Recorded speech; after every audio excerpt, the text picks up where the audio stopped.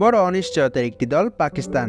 কখনো হারতে থাকা ম্যাচকে জয়ের বন্দরে নিয়ে আসে, আবার কখনো সহজ ম্যাচেই দম ফুরিয়ে যায় পাকিস্তানের।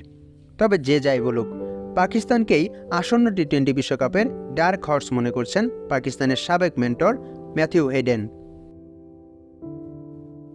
সম্প্রতি স্থানীয় এক গণমাধ্যমে সাক্ষাৎকারে হেইডেন পাকিস্তান দলের শক্তিশালী দিকগুলো তুলে ধরেন। তাছাড়া তিনি আরও জানান যে মূল খেলোয়াড়েরা গুরুত্বপূর্ণ প্রভাব রাখতে পারে বিশ্বকাপের মঞ্চে। স্মুথ শেভিং এর জন্য শুধুমাত্র কুল, নাথিং এলস। পাকিস্তান সম্পর্কে অস্ট্রেলিয়ার সাবেকি ব্যাটার বলেন, যখনই বিশ্বকাপ ঘনিয়ে আসে তখনই পাকিস্তানের নতুন রূপ লক্ষ্য করা যায়। তারাই আসন্ন বিশ্বকাপের ডার্ক হর্স। শাহিন শাহ আফ্রিদি এবং নাসিম শাহ, যারা কিনা গত বিশ্বকাপে খেলতে পারেননি, তাদের নিয়ে পাকিস্তানের পেস বোলিং আক্রমণ খুবই চমৎকার। 52 বছর বয়সী এই ক্রিকেটার পাকিস্তানের ব্যাটিং নিয়ে বাবর আজম, মোহাম্মদ রিজওয়ান এবং ফখর জামানের বেশ প্রশংসা করেন। তবে পাকিস্তানের ফিল্ডিং নিয়ে উদ্বেগ প্রকাশ করেন অস্ট্রেলিয়ার সাবেক এই ক্রিকেটার। পাকিস্তানের ফিল্ডিং নিয়ে তিনি বলেন, তাদের সবচেয়ে বড় সমস্যা হলো ফিল্ডিং।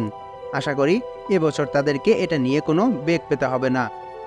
তবে প্রকৃতপক্ষে পাকিস্তান একটি শক্তিশালী দল। জানিয়ে রাখা ভালো, 24 মে পাকিস্তান আসন্ন বিশ্বকাপের জন্য তাদের 15 সদস্যের দল ঘোষণা করেন। সেই দলে জায়গা পেয়েছেন অবসর ফেরত ইমাদ ওয়াসিম এবং মোহাম্মদ আমির। তাছাড়া ইনজুরি থেকে ফেরা হারিস রৌফও আছেন সেই স্কোয়াডে। আগামী 6 জুন ডালাসে যুক্তরাষ্ট্রের বিপক্ষে ম্যাচ দিয়েই বাবর ফখরদের বিশ্বকাপ মিশন শুরু হবে। তারপরের ম্যাচেই 9 জুন পাকিস্তান মুখোমুখি হবে চিরপ্রতিদ্বন্দ্বী ভারতের। তারা কানাডার বিপক্ষে মাঠে নামবে 12 জুন, আর গ্রুপ পর্বের সবশেষ ম্যাচে 16 জুন তারা খেলবে আয়ারল্যান্ডের বিপক্ষে। পাকিস্তানের কোটি ক্রিকেট প্রেমী বিশ্বকাপের স্বাদ পেতে মরিয়া হয়ে আছেন। বাবর শাহিনরা কি পারবে সে আশা পূরণ করতে, নাকি আবারও তীরে এসে তরি ডুবে যাবে পাকিস্তানের? সেই উত্তরই পাওয়া যাবে আর মাত্র কয়েকদিন পর।